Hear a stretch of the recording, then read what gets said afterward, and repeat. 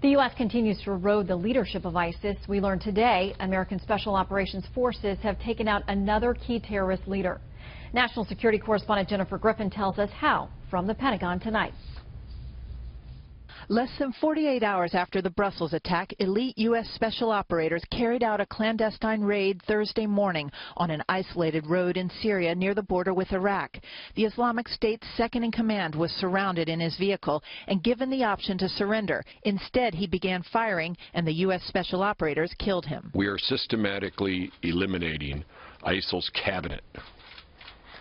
Indeed, the U.S. military killed several key ISIL terrorists this week, including, we believe, Haji Iman, who was an ISIL leader, senior leader, serving as a finance minister. Haji Imam, also known as Abdurrahman Mustafa al-Kaduli, was the #2 leader in ISIS, an Iraqi who joined al-Qaeda in 2004.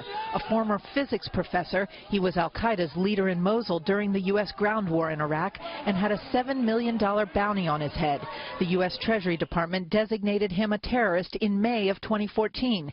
He was released from an Iraqi prison in 2012, shortly after all U.S. forces pulled out of Iraq. A number of the leaders of ISIL were in detention in Iraq back in former years, including the head of ISIL himself in Iraqi detention, and that's why it's so important that we eliminate him. The Secretary and I both believe that there will be an increase to the U.S. forces in Iraq in the coming weeks, but that decision has been made. Defense Secretary Ash Carter and the chairman of the Joint Chiefs provided few other details about the operation. Leaders can be replaced. However, these leaders have been around for a long time. They are senior, they're experienced, and so eliminating them is an important objective. Carter also confirmed publicly for the first time that a U.S. airstrike on March 4th inside Syria killed his counterpart, Omar the Chechen, the ISIS Minister of War. The momentum is in our favor. I think there's a lot of reasons for us to be optimistic about the next several months, but by no means would I say that we're about to break the back of ISIL or that the fight is over.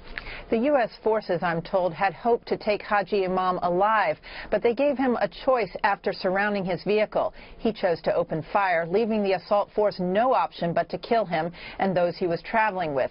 U.S. officials say the mission went as planned and looked like something straight out of Hollywood. Shannon? We'll talk more about it with the panel. Jennifer Griffin at the Pentagon. Thanks, Jen.